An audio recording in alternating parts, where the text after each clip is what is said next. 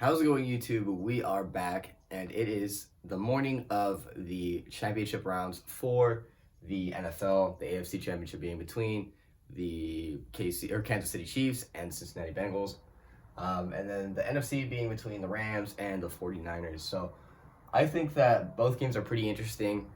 I think that the rivalry between the 49ers and the Rams makes that game really, really fun to watch and really exciting. And then the offensive prowess of both the Bengals and the Chiefs makes that game even more exciting. Um, I believe the Bengals and the Kansas City Chiefs play the morning game, or I guess it's the noon game. But I think that's the game that I'm going to be more interested in, just because I want to see how Joe Burrow, like how well this team can play against a championship caliber team in KC.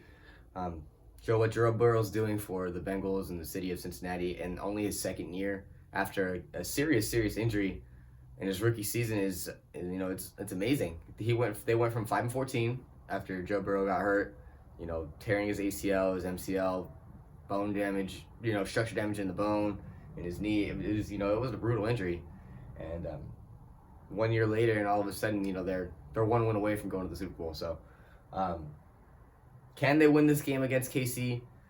They beat KC in the regular season, so they can beat them. It's just playoff Mahomes is just absolutely nuts.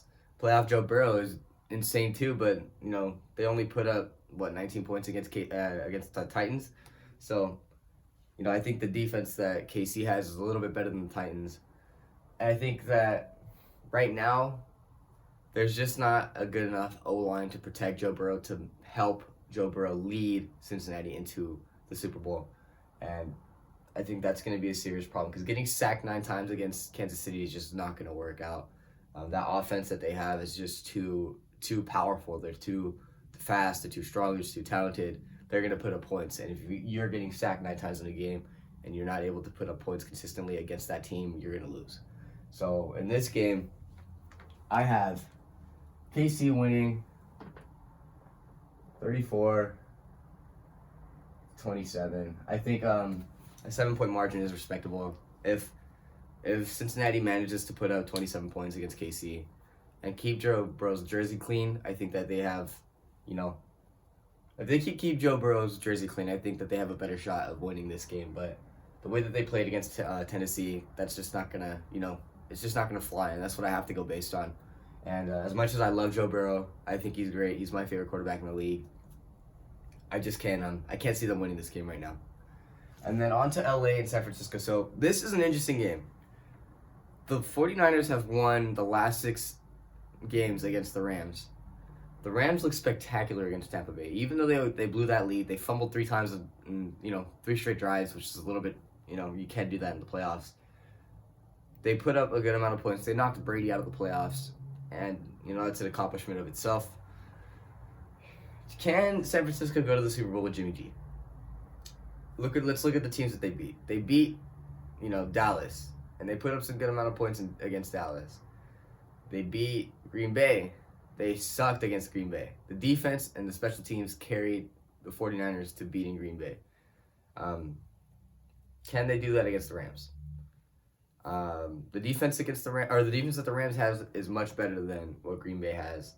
But the offense is a little bit different. I mean, you have Rodgers in Green Bay. You have Devontae Adams in Green Bay. You have Aaron Jones and A.J. Dillon in Green Bay. How does that compare to Cooper Kupp, Matthew Stafford, Cam Akers, Van Jefferson, OBJ?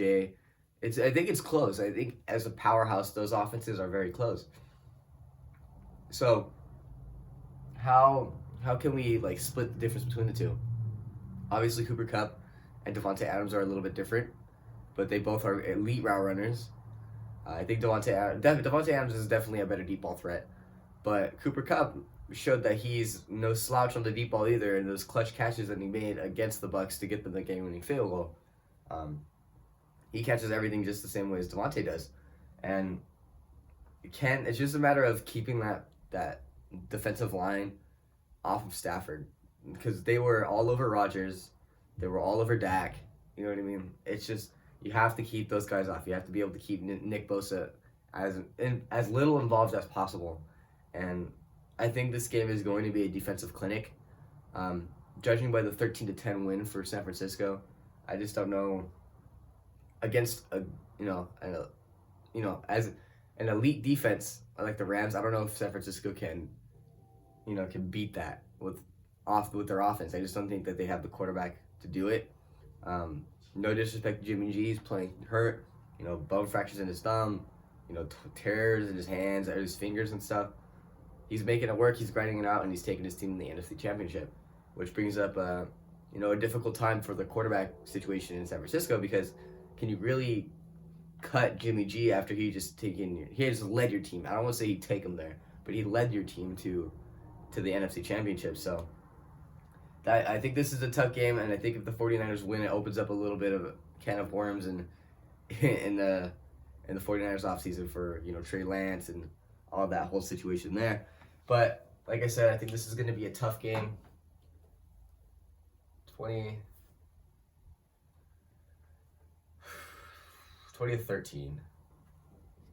I think these games are going to be a little bit wider margin than we have seen in the playoffs so far. A lot of game-winning field goals, a lot of game-winning points with time expiring. I just think that we finally see the elite teams separate themselves here. And that's going to do it for this video. Leave a like if you enjoyed. Subscribe. Comment what you guys think about these games. Who's going to win them. Who's going to go to the bowl. Who's going to win the Super Bowl. And I'll see you guys next time.